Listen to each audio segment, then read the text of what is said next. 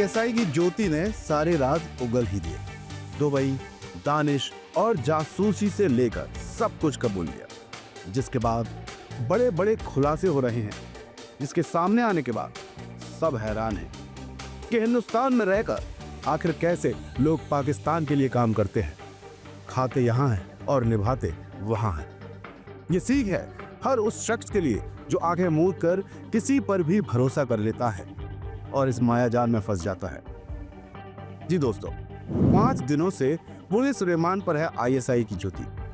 हर रोज एक नया खुलासा ज्योति पर हो रहा है, लेकिन रिमांड खत्म होने से पहले पुलिस पूछताछ ने इस लड़की ने जो कुछ बोला, जो कुछ बताया, नापाक दुश्मन की हर साजिश को उसने सबके सामने रख दिया। और अब पाकिस्तान के लिए जासूसी के आरोप में गिरफ्तार यूट्यूबर ज्योति मल्होत्रा का कबूलनामा भी सामने आ चुका है। ज्योति ने जांच एजेंसियों के सामने भारत से पाकिस्तान जाने और लौटने तक के सभी डार्क सीक्रेट उगल दिए हैं।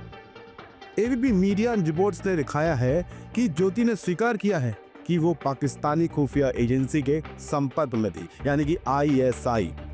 ज्योति इस बात को भी स्वीकार कर चुकी है कि साल 2023 में पाकिस्तानी वीजा लगवाने के लिए जब वो दिल्ली के स्थित पाकिस्तानी दूतावास गई तो वहां उसकी मुलाकात एहसान रही उर्फ दानिश वही नाम जिससे उसके चक्कर भी सामने आ रहे हैं, उससे हुई थी। दानिश का मोबाइल नंबर लेने के बाद दोनों के बीच बातचीत शुरू हुई। इसके बाद वो 2 बार पाकिस्तान भी गई। ज्योति ने आगे जट रंधावा और पाकिस्तान को लेकर भी बताया। उसने कहा, मैं पाकिस्तान जाने के बाद दानिश के कहने पर अली हसन से मिली थी।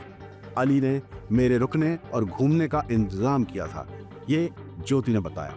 पाकिस्तान में अली हसन ने ज्योति की पाकिस्तान सिक्योरिटी और इंटेलिजेंस अधिकारियों से मुलाकात करवाई थी और वहीं पर शाकिर और राणा शहबाज से भी वो मिली थी। उसने बताया कि शाकिर का मोबाइल नंबर भी उसने लिया था। उसका नंबर जट रंधावा के नाम से सेव किया गया था, जिससे किसी को भी शक ना हो। शाकिर पाकिस्तानी खुफिया विभाग का अधिकारी है दोस्तों। ये खुलासा ज्योति ने पुलिस के सामने किया है। इसके अलावा ज्योति से पूछताछ में कई अहम खुलासे हुए हैं। कहा जा रहा है कि उसके अकाउंट्स में दुबई से ट्रांजैक्शन मिली, तो साथ ही ऑपरेशन के दूसरे दिन बाद की चैट भी डिलीट पाई गई।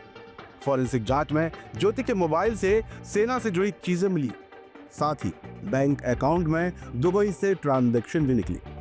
जांच में कई चीजें सामने आई। ये भी सामने आया कि ऑपरेशन सिंदूर के बाद उसने पाकिस्तानी दूतावास के अधिकारी दानिश से चैटिंग की थी।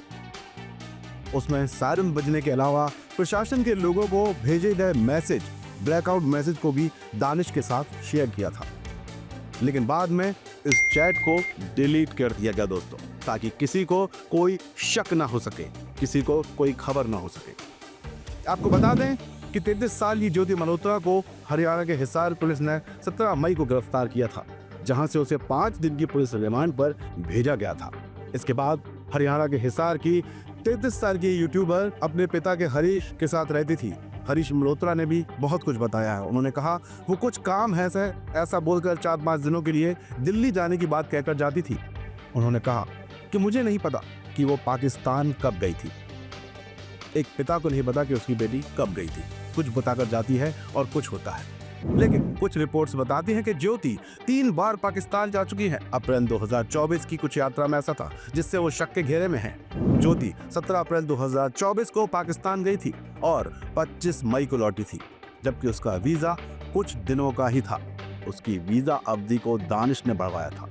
ये कैसे संभव हुआ आप समझ ही सकते हैं। मिलिट्री इंटेलिजेंस की पूछताछ में सामने आया है कि पहलगाम हमले के बाद दोनों देशों में विवाद बढ़ा, तब भी ज्योति पाकिस्तान इंटेलिजेंस ऑपरेटिव के संपर्क में थी, उनके लिए काम कर रही थी। मार्च में पाकिस्तानी दूतावास में तैनात दानिश से भी ज्योति की बातचीत हुई थी। अब तक की जांच में सामने आया है कि ज्योति पिछले साल बैसाखी पर पाकिस्तान गई थी। वहां 20 दिन तक रही और कई संवेदनशील जगहों पर उसने कई वीडियो बनाए।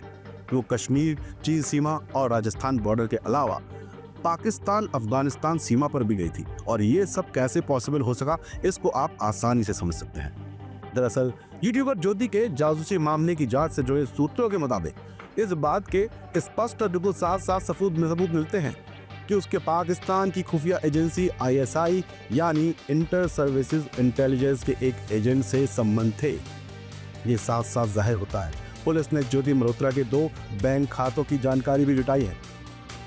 एजेंसियां फिलहाल उन खातों के जरिए किए गए लेन देन की जांच कर रही हैं ताकि किसी भी तरह से कोई ऐसा विदेशी संबंध पता चल सके जो डायरेक्ट लिंक का खुलासा कर सके। ज्योति पर पाकिस्तान के लिए जासूसी करने का आरोप है। वो हरियाणा के हिसार में रहती थी।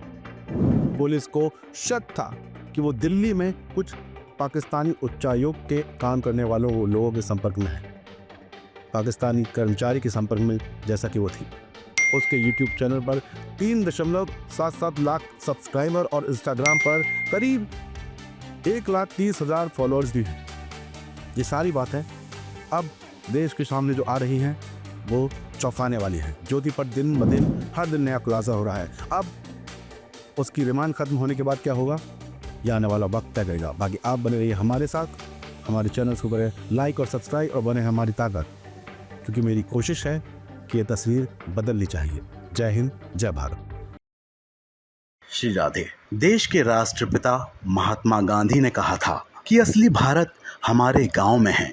हमारी पूरी टीम की यही कोशिश है कि गांव के हर रंग को हम आप तक पहुंचा सकें। इसलिए बनिए हमारी ताकत, क्योंकि कंक्रीट के जंगलों की चमचमाती दुनिया में गांव अंधकार की ओर जा रहे हैं। देश में स्मार्ट शहर बने, कोई दिक्कत नहीं, पर हम बनाना चाहते हैं स्मार्ट गांव।